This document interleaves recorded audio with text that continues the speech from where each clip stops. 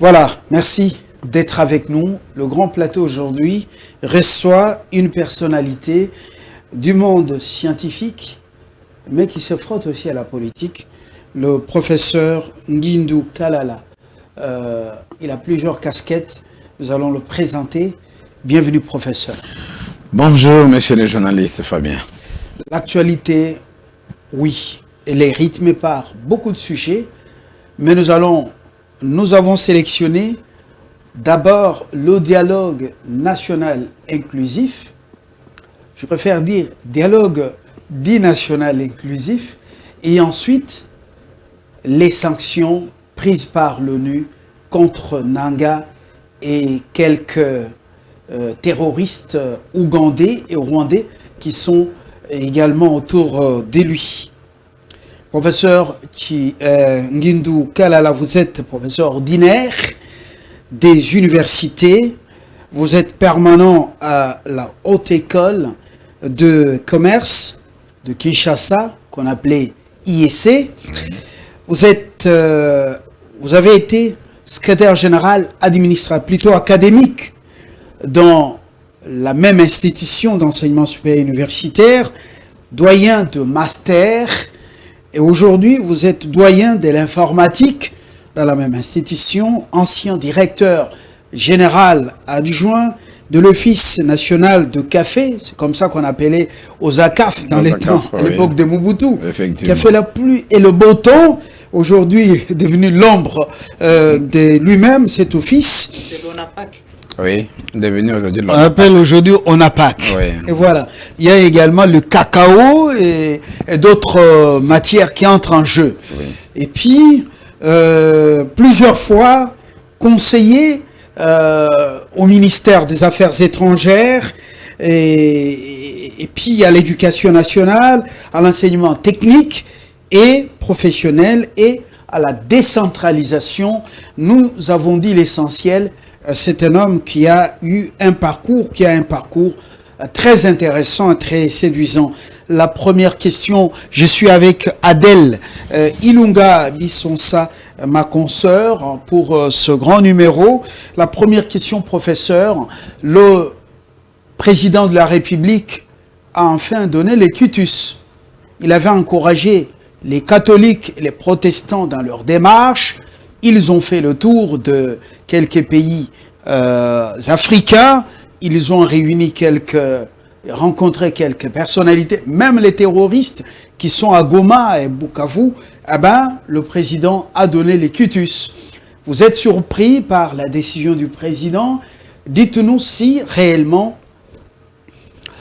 le fameux dialogue, s'il parvenait à réunir tout le monde sauf les terroristes qui ont pris les armes contre ce pays et ceux qui sont avec le Kagame et son régime, est-ce que ce sera une solution à la guerre d'agression? Ok, merci beaucoup monsieur Fabien. C'est une très belle question puisqu'elle est à la une maintenant là dans le pays, et même à l'étranger on en parle pour la RDC. Vous avez bien terminé en me disant, est-ce que c'est une solution à la guerre qui nous est agressée, la guerre d'agression venant du Rwanda? C'est ça. C'est ça le dilemme. Quand vous dites que le président a donné quitus, non. Là, peut-être vous êtes en retard, permettez-moi de vous dire ça. En 2025, le président avait dit qu'il y aurait des dialogues. À telle enseigne qu'il a complété les chemins qui étaient parcourus par les catholiques et les protestants en y ajoutant d'autres confessions religieuses et en y ajoutant aussi son cabinet pour que les documents qui devraient être l'élément de dialogue soient parfaits, disons, soit un document de consensus de plusieurs membres de la société civile. Donc, ce n'est pas qu'il a donné quitus, il a été toujours pour le dialogue. Mais il avait posé des conditions, si vous vous rappelez bien. En juin 2025, comme en juillet 2025, quand il fait son discours du 30 juin, il a parlé effectivement qu'il y aurait des dialogues. Et que ça ne se ferait pas à n'importe quelle condition. Et qu'il ne le ferait pas avec les terroristes. puisque ceux-là ont pris les armes contre la République. Il l'a confirmé aussi en juillet plutôt 2025, quand il reçoit les confessions religieuses, qui ne sont pas catholiques ni protestants, donc les confessions religieuses des réveils, excusez-moi.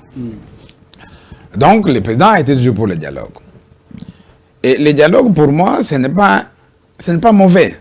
Dans la famille, le dialogue est un instrument, est un outil très important d'harmonie au sein des familles.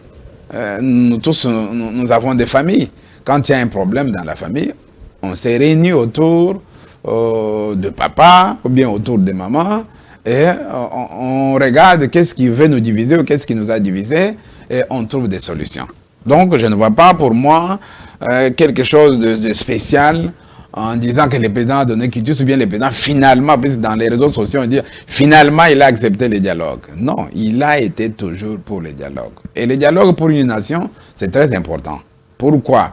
Puisque nous avons beaucoup de sensibilité, et surtout quand on gère un pays comme la RDC, le dialogue doit être en permanence. Je crois que si vous parcourez l'histoire de la RDC, Zaïre, Congo encore, on en a eu plus de 50. Il y a eu plus de 50 dialogues dans ces pays. À Tananarivo, Lusaka, San City, Bénin, Congo-Brazzaville ici à Kinshasa. Donc, on en a eu pas mal. Maintenant, est-ce que depuis que le pays a eu l'indépendance, depuis que le pays a eu ces dialogues-là, qu'est-ce que nous avons résolu? Je reviens à votre question. Qu'est-ce que nous avons résolu avec le dialogue? Vu la situation actuelle, est-ce que le dialogue que nous allons faire, c'est un dialogue pour chasser Kagame? Est-ce que ce dialogue va nous permettre de mettre Kagame dehors de notre pays? D'autant plus que Kagame a d'autres visées. D'autant plus que Kagame nous a bien dit que lui, il est au Congo, puisque Masisi, Rutshuru, Bunagana lui appartient. D'autant plus que Kagame est au Congo, puisqu'il a signé les accords avec l'ancien président Kabila sur Rubaya. C'est que les gens ne savent pas. C'est que les gens ne savent pas. Et que les accords pour lesquels les M23 réclament aujourd'hui, ce sont les accords sur le Rubaya et sur les 300 km qu'on devait donner à Kagame, donc au Rwanda, au Burundi et à l'Ouganda. Si tel est le cas, telle est la situation qu'on ne veut pas dire aux Congolais, et que les catholiques et les protestants et les réveils, les sommeils, il n'y en a pas, vous l'avez bien souligné. Si tel est le cas, pourquoi chercher à ce que les Congolais se parlent à l'interne quand Kagame dit eh ben, mettre fin au M23, c'est chercher à se mettre le Rwanda en danger. La disparition du M23, voilà. C'est la disparition du Rwanda. Voilà. Alors, personne n'ignore cette réalité parmi l'élite, qu'elle soit politique, religieuse ou scientifique. Pourquoi se battre ici pour que les Congolais se parlent? Voilà pourquoi. Voilà. Moi, j'aurais aimé que les Congolais se parlent pour faire front contre l'agresseur, qui est le Rwanda. J'aurais aimé que toutes les églises et toutes les confessions religieuses fassent un front avec les chefs de l'État et qu'ils soient derrière les chefs de l'État pour pouvoir bouter dehors l'ennemi. Mais malheureusement, ce n'est pas le cas, puisque les intérêts sont divergents. De tous ces acteurs, chacun a ses intérêts. Ce qui fait que même les dialogues au moment opportun, puisque si vous avez bien compris le cardinal, il a dit bien quoi. Les dialogues aura lieu selon les conditions à chemin faisant. Ce qui veut dire que jusque-là, le dialogue n'est pas complètement acquis. Qu'on ne se heurte pas. Les gens se trompent. Les gens se trompent. Puisque s'ils viennent avec, pour dire, l'inclusivité, c'est-à-dire amener aussi les terroristes dans les dialogues, le président de la ville ne va pas accepter. Il y aura un couac. Moi, je vous dis bien qu'il y aura un couac. À un certain moment, vous verrez que les gens vont commencer à se retirer pour la simple raison qu'ils viennent avec des idées préconçues, des idées qui viennent d'ailleurs, que le chef de l'État n'acceptera pas. Mais moi, je trouve que c'est impérieux que les belligérants, les autres, se mettent autour d'une table pour parler de la question de la RDC. Parce qu'à tout prix, la crise doit cesser. Il y a eu l'accord de Washington. Pourquoi pas se contenter de cet accord? Mais plus loin, l'Église catholique et les CC ont martelé, l'opposition doit à tout prix accepter les dialogues. Pourquoi? Avec les gouvernements, privilégier ces dialogues en lieu et place d'organiser la marche qui est prévue, sauf imprévu. Et vous avez compris qu'ils ont refusé? Voilà, un peu ça. Ils tiennent à faire leur marche le 22. Professeur Nguindou Kalala, quelle sera la particularité de cette marche? Ou quelle sera plutôt la particularité de cette préoccupation? Parce qu'il n'y a pas de solution. La population croupit dans la misère. La population congolaise ne marche pas à sa faim. Les routes sont délabrées. Madame la pluie va reprendre bientôt là, d'ici là.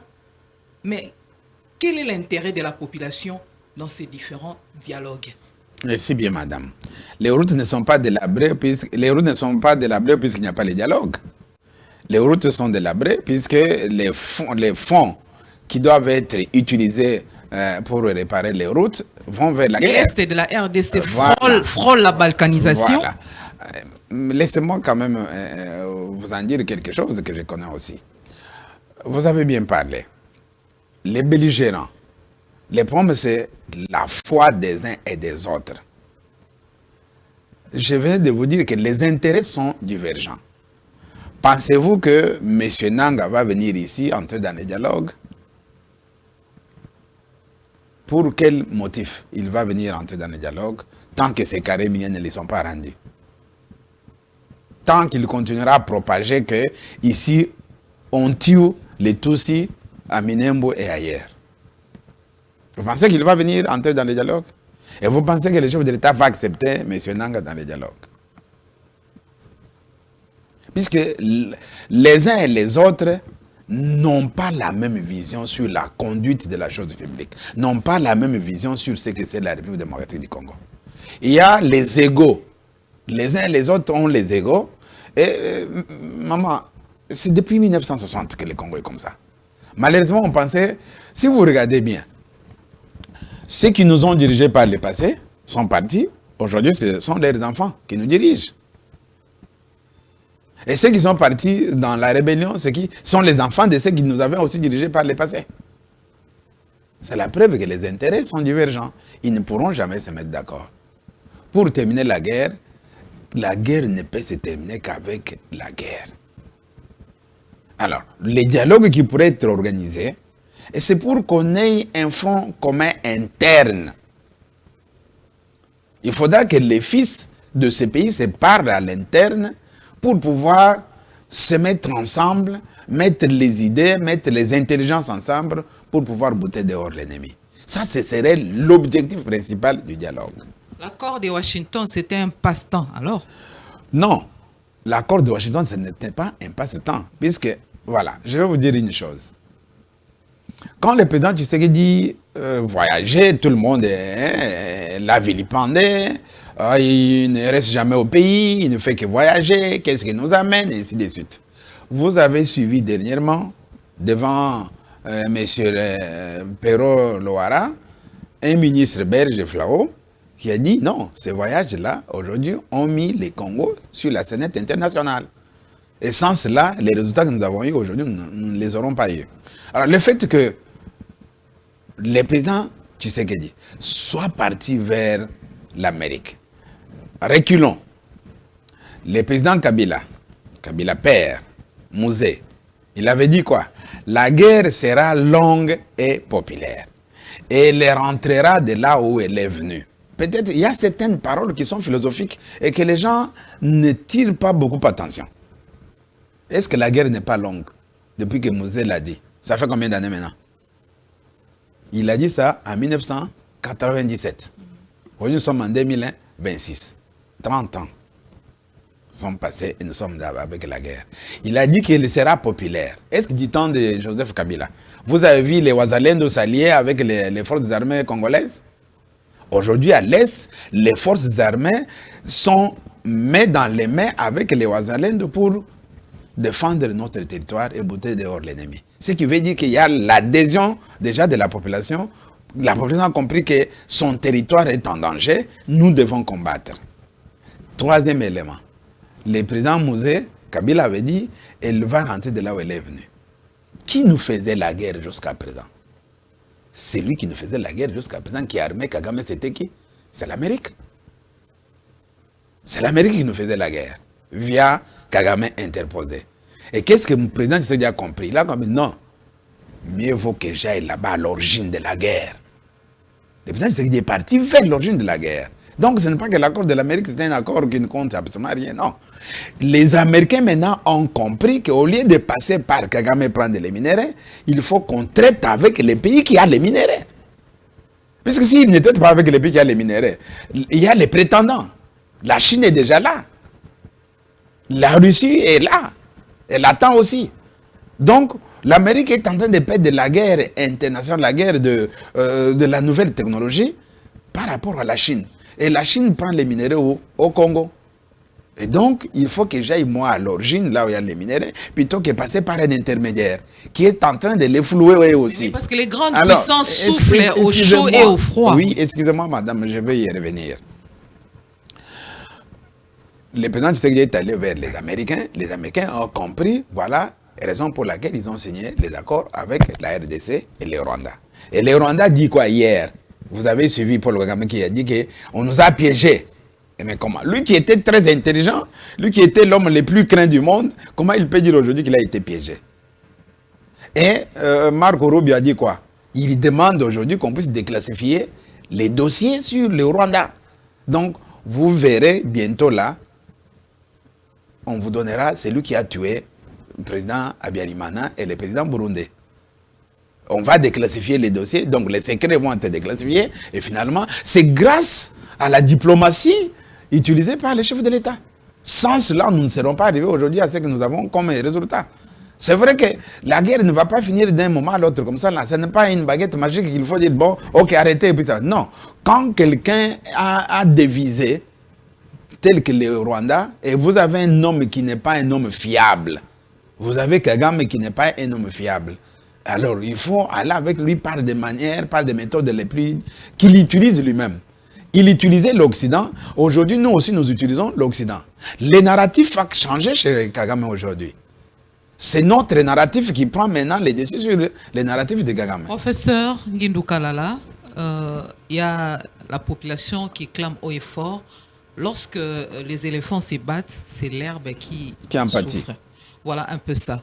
Aujourd'hui, les problèmes de la RDC qui rongent la RDC perdurent. Il y a déjà des décennies qu'on parle de la guerre dans notre beau pays, la République démocratique du Congo. Si nous les constatons tous, c'est l'Occident et les États-Unis qui manipulent les chefs d'État africains. Tout à fait. Donc, toutes les démarches entreprises vont accoucher d'une souris. Pourquoi? Parce que les chefs d'État africains sont en quelque sorte des étiquettes bien manipulées par l'extérieur, les grandes puissances et consorts. Quand est-ce que cette situation pourra trouver gain de cause? Que la population, ne fût-ce que puisse vivre en toute quiétude, que l'Est de la RDC cesse d'être perméable. Est-ce qu'un jour on pourra parler de la paix en République démocratique du Congo? Parce qu'on ne sait pas, les politiques congolais, ils jouent quel jeu? Toutes les démarches entreprises, ça ne profite qu'aux acteurs politiques congolais, et la population ne semble pas se retrouver. 1+4, ça a couché d'une souris. Les accords de Sun City et consorts, il n'y a pas toujours de résultats probants. Bon, j'ajoute aussi à la question d'Adèle, tout est clair comme le de roche. Vous l'avez dit. Ceux qui ont utilisé Mobutu hier, ils ont utilisé Museveni. Donc Mobutu avant-hier, Museveni hier, et Kagame aujourd'hui, en train de finir 30 ans, ils vont déclassifier, ils vont dire c'est lui qui a abattu l'avion d'Habyarimana. Qu'est-ce que cela va nous amener, nous, dans ce que nous connaissons comme calvaire? Ça, c'est très important. Tshisekedi Félix, est-ce qu'il n'a pas piéger les hommes en soutane,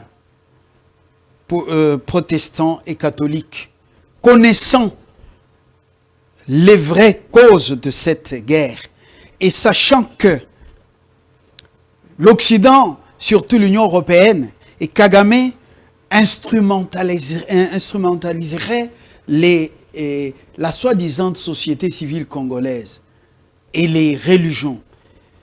Est-ce qu'il ne les a pas piégés en disant, voilà, le boulevard est balisé, il faut aller au dialogue. Autrement, ce n'est pas une patate chaude qu'il a placée entre les mains des religieux. Voilà. Monsieur Fabien, maman Adèle, mais là, vous êtes en train de me compléter. Je vous l'ai dit au début. Le cardinal dit bien, aux conditions qui seront fixées chemin faisant. Qui va fixer les conditions? Il n'y a que le président Tshisekedi. Il n'y a que le président Tshisekedi. C'est pour dire que la patate chaude est dans les mains des soutanes. C'est quelque chose de plus compliqué. Les gens pensent que c'est comme ça simple. Tshisekedi n'est pas né de la dernière pluie. C'est ça que les gens ne comprennent pas. Est-ce que vous ne voyez pas que tout le temps, les gens l'insultent après, ils les comprennent avec un grand retard?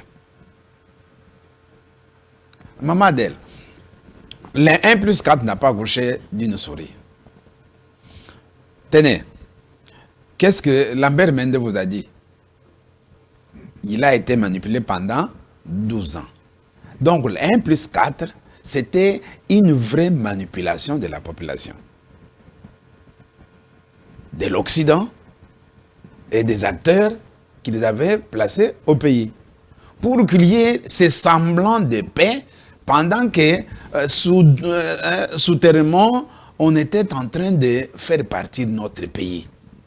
Nous devons remercier le président Tshisekedi. Ce pays était déjà parti. Ce pays était déjà parti. Il y a des choses que je ne peux même pas moi vous dire ici devant publiquement, puisque à cette période-là, moi j'étais aux affaires étrangères. Et j'en sais beaucoup. La guerre de CNDP est née au sein de l'Assemblée provinciale du Nord Kivu. Moi, je suis parti là-bas plusieurs fois. Donc, pour que la population se retrouve, la première des choses que moi je peux vous dire, madame, il faut que nous, Congolais, nous comprenions que le Congo nous appartient. Il faut que nous... Vous savez, le grand problème du Congo, c'est quoi? Le Congo n'est pas une nation. Puisqu'il y a un élément qui manque au Congo, c'est de faire du Congo une nation. Le vouloir vivre ensemble n'est pas au Congo. Nous répondons à 2 éléments tout simplement, la souveraineté nationale et internationale, les territoires, donc la démographie, et ces 3 éléments. Mais quand vous allez, pour qu'on ait vraiment une vraie nation, il faut qu'on soit vrai patriote. Qu'on élimine les... Je suis Moulouba, je suis Moukongo, je suis Moussoïli. D'abord, Moussoïli, c'est qui? Moussoïli n'existe pas. Ça, c'est une langue fabriquée, ça vient de l'arabe.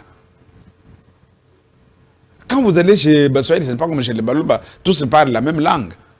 Mais chez les Bassoëli, chacun a une langue propre à elle. Vous avez les Nandé, vous avez les Banyindu, vous avez les Bafuliru, vous avez les Bamembe, vous avez les Baounde, vous avez... Tout ça, quand vous mettez ensemble, vous avez les Bassoëli. Non. Vous comprenez? Donc, je vais vous donner un exemple. La France, où tout le monde vous aimait la France. Mais en France, il y a eu tout ce monde-là. Quand on parle de la Bretagne, la Bretagne, c'était les Anglais qui habitaient là-bas. Salzbourg, ce sont les Allemands. Hein? Vous avez toute la partie nordique de Lyon, tout ça. Vous avez les Italiens. En Suisse, vous avez les Allemands, vous avez les Italiens, vous avez les Autrichiens, vous avez ainsi de suite. Mais ces pays-là, vous n'entendrez jamais un Italien qui se dit « moi je suis Italien » en Suisse. En Belgique, nous avons plus de 400 000 Italiens.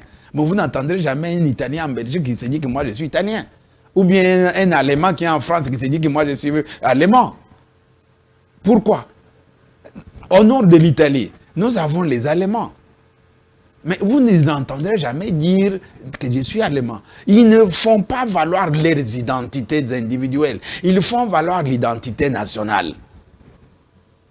J'ai vu en Italie, ça fait 40 ans, je connais très bien l'Italie. Je connais bien l'Europe. Mais qu'est-ce qui se passe chez nous?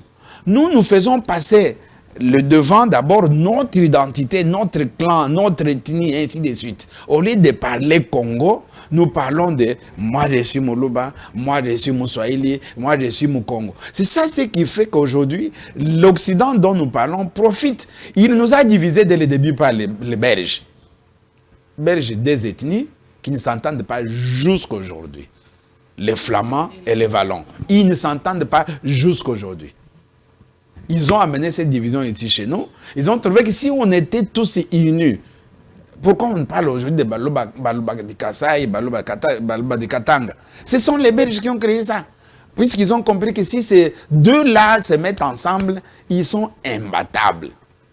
Et ils vont influencer d'autres peuples du Congo. Voilà pourquoi on est arrivé à cette division, cette haine qui est restée jusqu'à aujourd'hui. Alors, si, maintenant pour vous dire vrai, il faut que les Congolais se dépassent.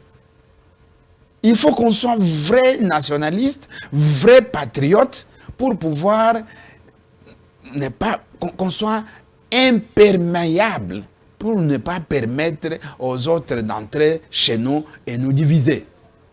Tant qu'on ne fera pas ça, maman, même 100 ans après, je vous dis bien, si Tshisekedi n'était pas au pouvoir, dans 20 ans, vous n'aurez pas les Congos dans ce format actuel. Dans 20 ans, le Congo ne sera pas dans son format actuel. Donc, voilà pourquoi vous dites bien, mais les peuples ne profitent pas. Les peuples ne peuvent pas profiter puisque, je vais concrètement. Imaginez-vous, si on nommait aujourd'hui Fabien quelque part, c'est le président qui les nomme, non? Est-ce que quand on a nommé Fabien, sa communauté est partie réclamant auprès des présidents pour qu'on nomme Fabien? Mais qu'est-ce que nous remarquons demain?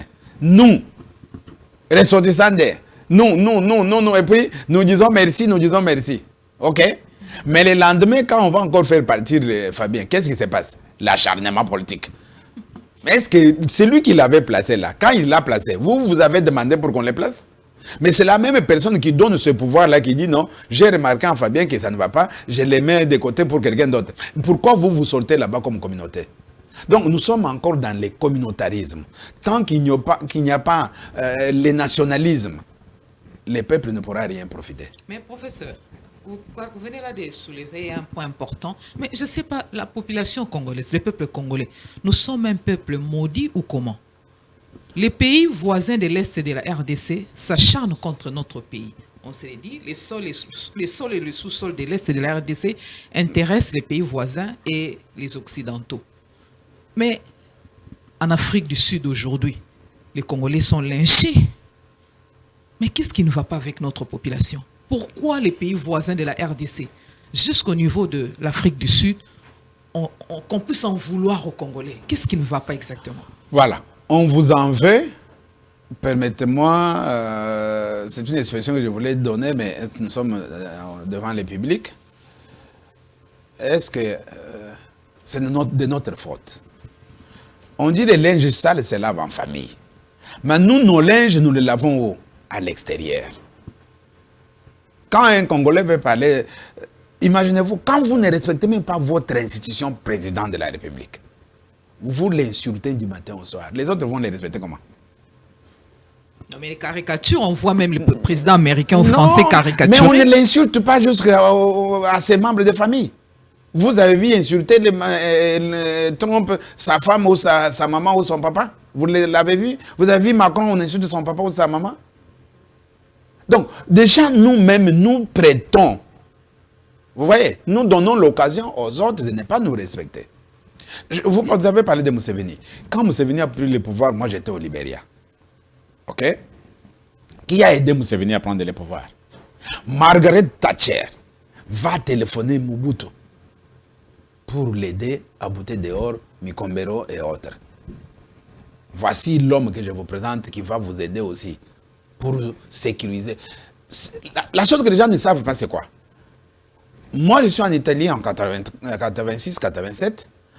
notre attaché militaire à l'ambassade, notre ambassade à Rome, il va me dire quoi?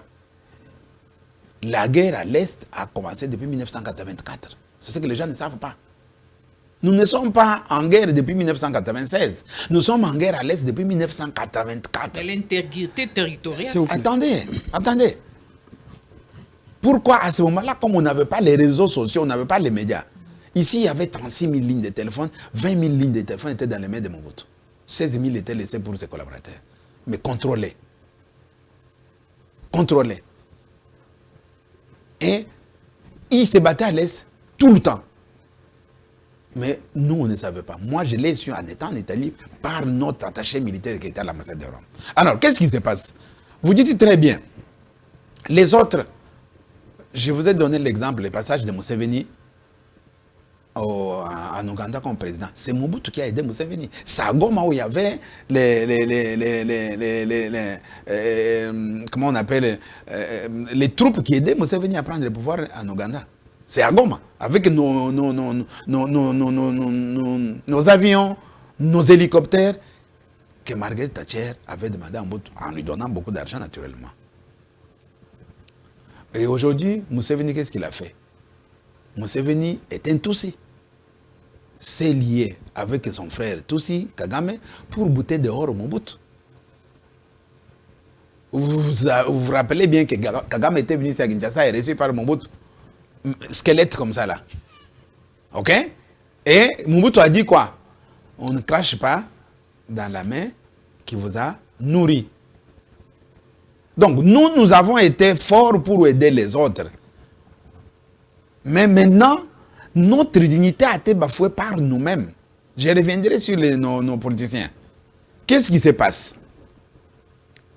La guerre que nous subissons aujourd'hui, c'est une revanche des Rwandais et des Ougandais contre nous. Quand il y a eu la première guerre au Rwanda, c'est nos troupes, c'est Mayele qui a conduit nos troupes au Rwanda pour bouter dehors les ennemis de Habyarimana. Et ce que nous sommes en train de vivre, ce sont des conséquences de ce qui a été notre politique par le passé. C'est ce que les gens ne savent pas. Par le passé, nous avons contrôlé toute l'Afrique centrale, jusqu'au Tchad. Et malheureusement, le départ de Mobutu ne nous a pas laissé une armée forte qui pouvait encore continuer à nous défendre. Et les autres en ont profité maintenant de nos faiblesses pour pouvoir nous attaquer de tous les deux côtés, que ce soit l'Ouganda, que ce soit le Rwanda. Mais ce n'est pas terminé. Vous avez entendu des dimanches, même la Zambie nous avait attaqué quelque part là. Donc nous n'avons pas encore une forte armée qui peut nous défendre convenablement. Et le président Tshisekedi est en train de faire l'effort de former cette armée-là. Et ça, c'est un grand problème. L'Afrique du Sud. Vous savez que l'Afrique du Sud, Mobutu a aidé beaucoup à ANC. L'Afrique du Sud a été aidée par tous les pays africains. Mais aujourd'hui, c'est quoi? C'est la politique en Afrique du Sud qui est derrière encore ça. Donc, en Afrique, on n'a pas encore compris que la politique, c'est pour servir les autres. C'est un service. C'est un apostolat. Laurent Gbagbo dit quoi? Si tu vas en politique, ce n'est pas pour t'enrichir. Quand tu vois quelqu'un en politique qui s'est enrichi, c'est-à-dire c'est un voleur. Il y a des métiers pour lesquels on ne peut pas s'enrichir. Moi, en tant que professeur, je ne peux pas m'enrichir. Alors, je crois que tous les éléments que vous venez de donner aux réponses d'Adèle sont très, très importants.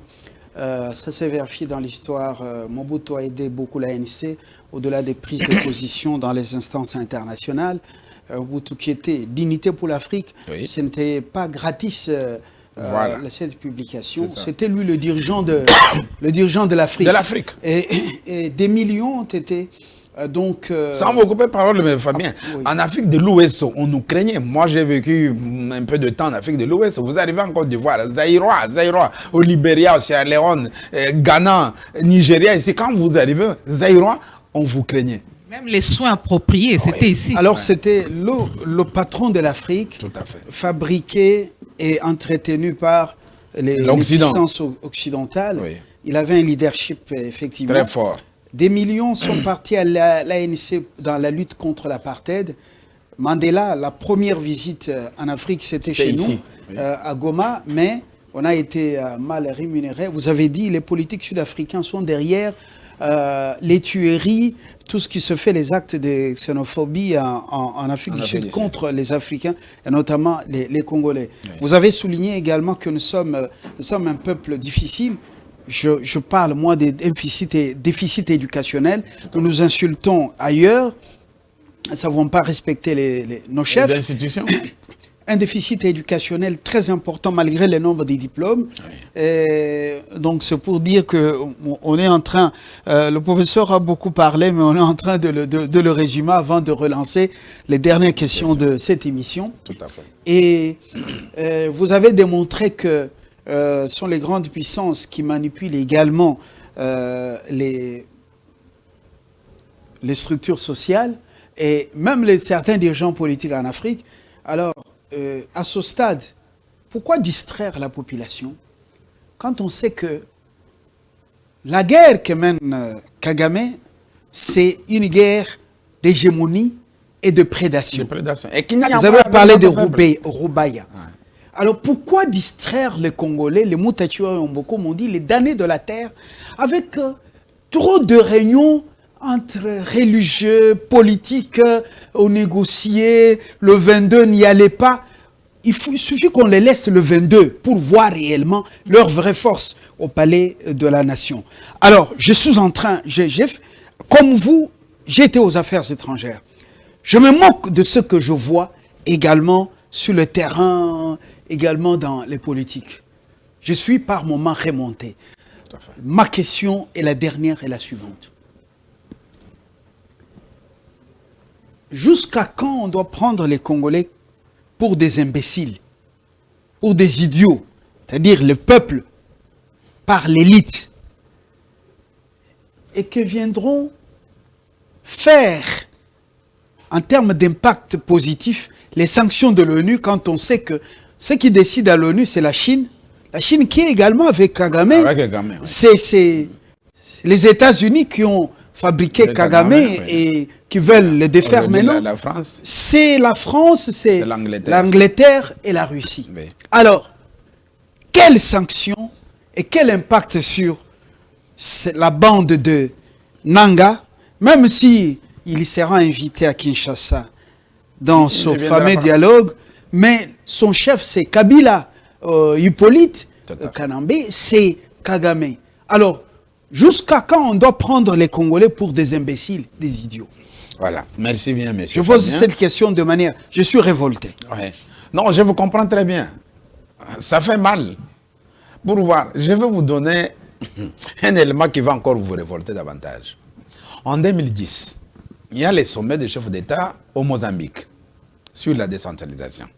Nous devons créer la conférence africaine pour le développement, pour la décentralisation et le développement local, qui devait être dont les sièges est au Cameroun. Moi, je suis conseiller aux affaires étrangères. Et non, à ce moment-là, je suis déjà conseiller à la décentralisation. Nous partons, et c'est moi qui avais beaucoup d'éléments. Nous sommes dans les sommets des chefs d'État. Alors, beaucoup de questions qui revenaient. Chaque fois, mon ministre me disait, non, mais qu'est-ce qu'on peut faire? Comment? Alors, maintenant, les autres voyaient que les ministres se retournaient toujours vers moi. Ils ont dit, mais passez votre collaborateur là devant. Et ils m'ont passé devant. J'ai commencé à expliquer la décentralisation, à parler beaucoup sur la décentralisation, et ainsi de suite. Et ils ont compris que non, j'avais la matière. Les retours à l'hôtel, les ministres de l'Intérieur, sénégalais, il vient me voir dans ma chambre. Prof, venez, j'ai besoin de vous. Nous sortons, on va vers les bars. Mais, prof, nous étonnons de voir qu'au Congo, c'est à ce moment-là que je vais apprendre, c'est en 2010, que nous avons 8 millions d'intellectuels au Congo. C'est un ministre de l'Intérieur sénégalais qui me l'a dit. Mais tout ce que vous avez fait devant nous, là, nous avons compris qu'au Congo, vous avez des matières grises. Mais qu'est-ce qui se passe? Et puis quand Kabila fils est arrivé, nous étions très contents que Kabila fils était un jeune, il viendra au moins en Afrique de l'Ouest. Il n'est jamais venu en Afrique de l'Ouest. Qu'est-ce qui se passe? Mais et pourquoi vous acceptez un monsieur comme ça là? C'est ministre de l'Intérieur du Sénégal. Vous comprenez ça? Je vous donne cet élément-là. Le lendemain, c'est le ministre de l'Intérieur de la Namibie. Il vient dans ma chambre. Moi, je suis conseiller, je n'étais pas ministre. Je suis conseiller. Il vient dans ma chambre. J'ouvre. Ah, Excellence, Excellency. Ah, yo, ok. On se prend. Ah, viens au bar. Nous allons au bar. On commence à parler. Mais on ne comprend pas pourquoi les Congo ne marchent pas. Vous avez de l'intelligence, vous avez de la matière grise. Mais qu'est-ce qui se passe pour votre pays? Alors que nous attendons beaucoup du Congo. Je vous ai donné des éléments là. Et j'apprends, lui-même encore me dit, mais vous êtes plus de 8... Il lui a dit, vous êtes plus de 8 millions d'intellectuels au Congo. Mais nous, ici en Namibie, nous sommes 2 600 000, 2 800 000, avec moins d'intellectuels. C'est la Namibie. Donc, c'est pour revenir à quoi vous avez dit, les déficits éducationnels. Les Congolais est manipulable. Les Congolais est versatile. Les Congolais changent comme les caméléons. Pourquoi? Puisqu'il n'y a pas de modèles qui peuvent structurer les Congolais. Quand vous regardez dans tous les secteurs, entrepreneuriat, quel est l'homme, le businessman congolais qui peut donner l'exemple aux autres jeunes qui viennent?